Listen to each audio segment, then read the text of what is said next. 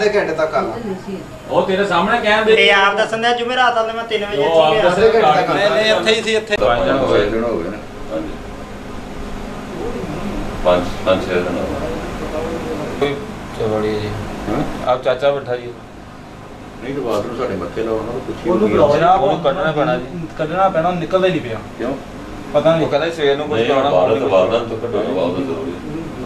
ਵਾਲਦਾ photo ਹੀ ਉਹਨਾਂ ਨੂੰ ਕੀ ਪਤਾ ਉਹਨਾਂ ਨੂੰ ਕੀ ਜੋ ਬਿਆਨ ਦੇਣੇ ਬਈ ਉਹਨਾਂ ਨੂੰ ਬਿਆਨ ਤਾਂ ਦੇਣਾ ਜਾਂ ਉਹਨਾਂ ਨੂੰ ਪੁੱਛਣਾ ਤੇ ਹੈ ਨਾ ਬਾਹਰ ਤੋਂ ਹੁਣ ਮੰਨ ਗਿਆ ਮਾਫੀ ਮੰਗਣ ਦਿਆ ਤੇ ਹੁਣ ਤੂੰ ਗੱਲਾਂ ਸੁਣਾਉਂਦੇ ਆ ਪੁੱਛਣਾ ਮੈਂ ਮਾਫੀ ਕੋਈ ਨਹੀਂ ਮੰਜੀ ਤੋਂ ਤੇ ਵਾਲਤ ਹੀ ਹੈ ਨਾ ਉਹ ਹੋਇਆ ਨਾ ਅੱਜ ਮੰਗਲ ਆਕੜੇ ਵਾਲਾ ਕਿੰਨੇ ਦਿਨ ਹੋ ਗਏ ਜੁਗਰਾ ਦੀ ਚਾਚੀ ਉਹ ਨਹੀਂ ਗੱਲ ਹੈਗੀ ਬੱਚੀ ਕਦੀ ਤੇ ਉਹ ਭਾਜੀ ਨੂੰ ਪੁੱਛੋ ਬੱਚੀ ਸਹਿਮੀ ਆ ਡਰੀ ਆ ਠੀਕ ਆ ਕਦੀ ਕੁਛ ਕਹਿੰਦੀ ਆ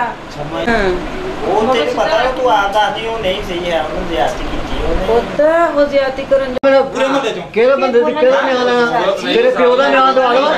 ਤੇਰੇ ਪਿਓ ਦਾ ਬੰਦਿਆਂ ਕੋਈ ਨਿਆਂ ਦੇ ਦੇਵੇ ਅਸੀਂ ਇਹਨੂੰ ਮਾਫ ਕਰ ਦਿੰਦੇ ਹਾਂ ਜੀ ਕਹਿ ਰਹੇ ਨੇ ਕਿ ਇਸ ਤੋਂ ਪਹਿਲੇ ਵੀ ਤੁਸੀਂ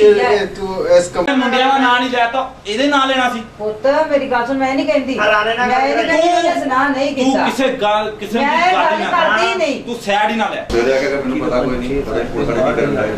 ਤੁਸੀਂ ਇਹ ਮਾਂ ਹੁਣ ਦੱਸ ਦੇ